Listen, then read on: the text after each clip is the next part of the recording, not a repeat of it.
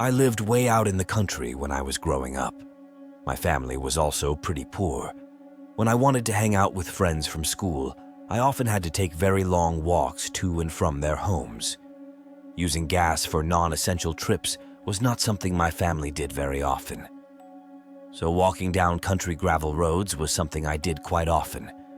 When I was 13, I had a really scary experience. My friend Jack had gotten a Nintendo Entertainment System for his birthday. This was around 1990. My family had an old Atari 2600, so that was really all I got to play for video games. So I spent a lot of time over at his house that summer playing video games. Really, it was like a completely new world for me. On this one day, I spent the entire day and the entire evening over at his house, playing Castlevania, Mike Tyson's Punch-Out, Super Mario Bros., and all sorts of others games all day. And before I knew it, it was midnight. Normally, I would have just slept over at Jack's house.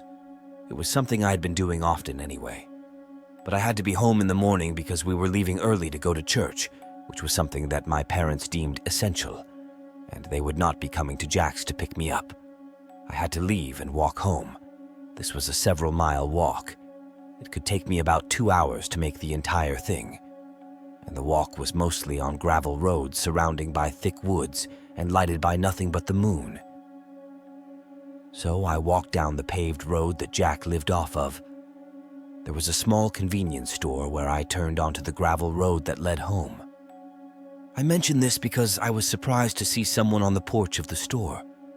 That store had been closed for a while, and I had never seen anyone hanging around outside it before. I think I stared at and just a little bit too long, which some people consider to be the worst thing.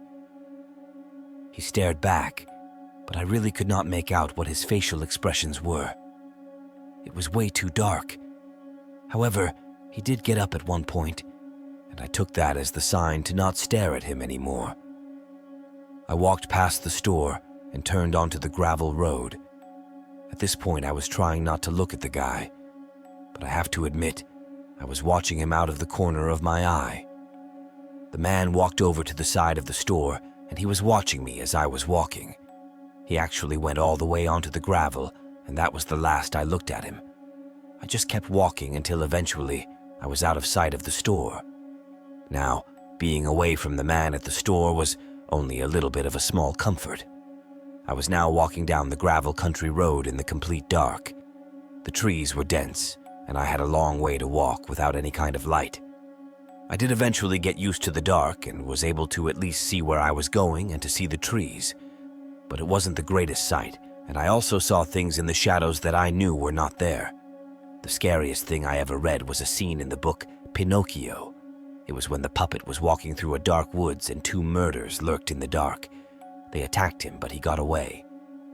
But the scene scared me, and I often thought about it when I was walking through the woods myself. And there was no doubt that I was thinking about it that very night, thinking about the murders hanging out in the darkness in the woods, invisible because they are protected by the darkness and trees. My stupid mind shouldn't have focused on that, I know. But that is what your brain does when you are in a situation like that. I just tried my best to put it out of my mind. As I was trying to think of something funny, or at least less scary, I heard a crunching sound behind me that sounded definitely like someone walking on the gravel. I stopped walking and heard them walking still. They weren't very close to me, but it was quiet that night, with nothing but the normal night sounds around us. "Hey, is someone there?" I asked, squinting and trying to see something in the dark. I got no answer, and I thought about the scary guy at the convenience store. I was already scared from my own thoughts, but this made it even worse. I tried not to think of that, but I just listened to the crunching on the gravel. After a small amount of time, though, the crunching stopped. That wasn't comforting, though. That was just creepy and made no sense. I kept waiting for a little while to see if the sound would come back, but it didn't. So I turned and began walking home again. I'm not sure how much time had passed, but it was quiet for a while. But among the crickets and sounds of other bugs and animals, I began hearing another sound. It was still behind me, but this time it was coming from off the right side of the road. It sounded like someone was walking around in the forest. I just hoped that maybe it was a deer or something like that, but it didn't sound like it. When you lived as far out in the country as I did, you knew the difference between someone walking in the woods and a deer walking in the woods. I knew it was someone who was still a bit behind me, though. My first thought was to pretend I didn't hear it. I don't know why, but it seemed in my mind that acknowledging the last time gave away that I knew someone was following me, and whomever it was must have moved into the woods because of that. So I just kept walking. As I walked, I was hyper-aware of the sound on the person who was walking around in the woods, and I got more and more nervous as the sounds kept getting closer and closer to me. I stopped for just a moment and knelt down. I grabbed a handful of gravel off of the road and put it in my pocket. I grabbed a second handful and held it in my hand. While I was standing back up, though, I realized there were no sounds other than the noises of the night, and I realized he must have heard me stop and stopped too. I wasn't sure what my next more should have been. Should I start walking again? Should I just stand there? What? I was about to take a step when I heard a voice coming to me from the woods. "I know you saw me at the store," it said, in an obvious attempt to not only disguise his voice but to sound scary. "Leave me alone," I replied, scared. I didn't realize my mistake. "Now I know exactly where you are," he chuckled. And then I heard noise coming from the woods. He was coming at me. I took the handful of gravel and threw it in the direction of the noise. I threw another handful and another. When I finally heard a yelp of pain, I threw 2 more handfuls at it. And then I turned and ran. But I didn't run on the gravel. I ran into the left side of the woods and I quickly found myself a really good hiding spot. There was a pine tree and I was able to easily climb up into it. I was still scared, and I realized I had to remain as still as possible. Neither of us had a flashlight, and it was still very dark. I hoped the gravel had hurt him enough that he didn't hear the direction that I had gone in. I did hear some rustling in the trees a little while later, but it eventually went away.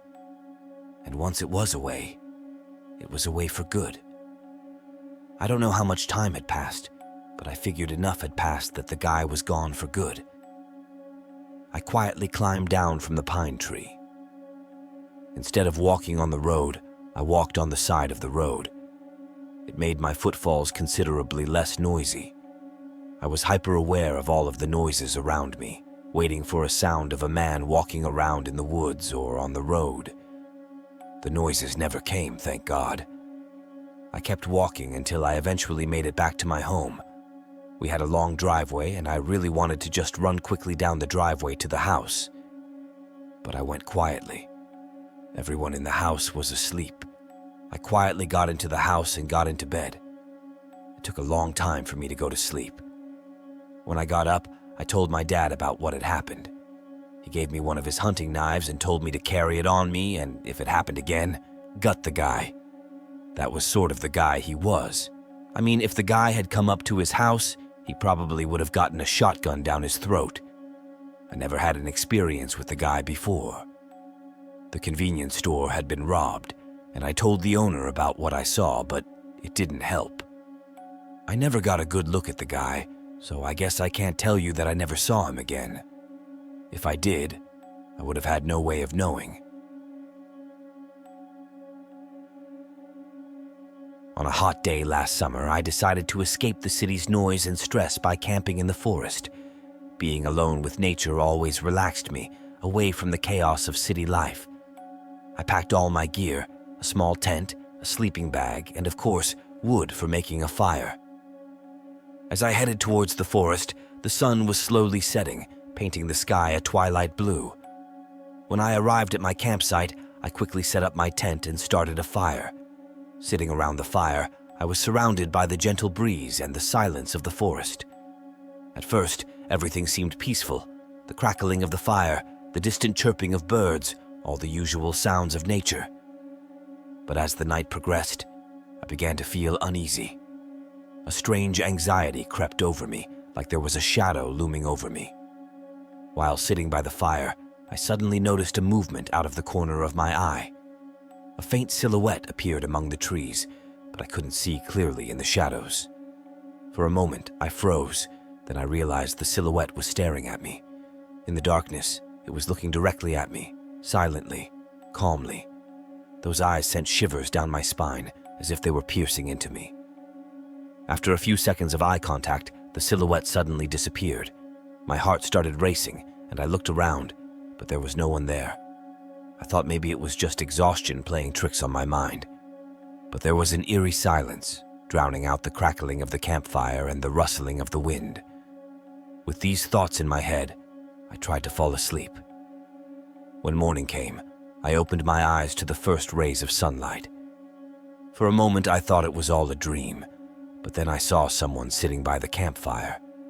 It was the silhouette I had seen last night. This time, it was much closer, and the deep gaze in its eyes froze my heart. I stepped back in fear, but it was slowly approaching me. "What do you want?" I stuttered, but the person just stared silently at me. The cold stare and mysterious smile were enough to frighten me. I started gathering my things, but in a panic, I felt the urge to run away. My feet stumbled on rocks, branches slapped my face, but it didn't matter. I had to get away. I could hear footsteps quietly approaching from behind, my heart beating rapidly. Finally, I spotted a cave ahead and ran towards it. I hurried deep into the cave and hid in a corner. As I tried to catch my breath, I listened to the silence, hearing footsteps approaching and then fading away. After what felt like a long time, I took out my phone and called the police.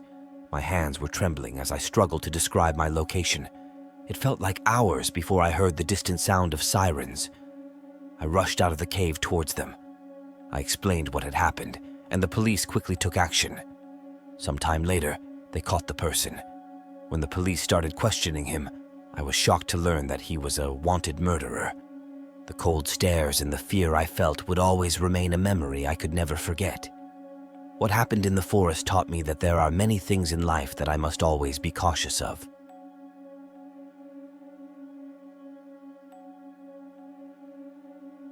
I had ventured deep into the forest for a walk. At first, the serenity and fresh air of nature felt incredibly refreshing. The chirping birds and the rustling leaves were soothing. But as I went deeper, the trees thickened and began to block out the sky. Sunlight barely penetrated, making everything dark and oppressive. I could hear my own breathing echoing in the eerie silence. After a while, I noticed a strange smell on the path. At first, I ignored it, but the odor grew stronger and more overwhelming. My curiosity got the better of me, and I began to search for the source of the smell. As I moved forward, I stumbled upon animal carcasses. Rabbits, birds, and even a deer, all horribly mutilated. I couldn't believe my eyes. My heart started pounding, and the hair on the back of my neck stood up. I hesitated, thinking about turning back, but I quickened my pace and kept a careful watch on my surroundings. Eventually, I saw a human corpse tied to a tree ahead. I couldn't believe what I was seeing. The corpse's eyes were open, staring blankly with a look of terror and pain frozen on its face. I was paralyzed with fear and horror. Just as I was about to step back, I heard breathing right behind me. Someone was following me. I spun around quickly and saw a strange man standing there. He looked disheveled, with wild eyes that seemed crazed. "Who are you? What do you want?" I shouted, my voice trembling, though I tried to hide my fear. The man gave a chilling smile and said, "You?" My heart racing, I turned and ran as fast as I could. The sounds of my footsteps echoed through the forest as I ran, panting, until I felt I had reached a safe distance.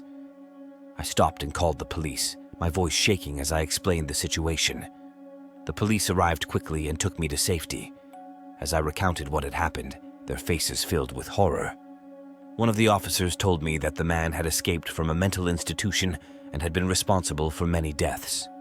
Knowing this intensified my fear. I vowed never to go into the forest alone again. As those terrifying memories echoed in my mind, I hurried home. But from that day on, nothing was the same. I had trouble sleeping at night, always feeling like someone was watching me. The cold smile of that man haunted my nightmares. The horrifying moments I experienced in the forest became an indelible nightmare etched into my memory for life.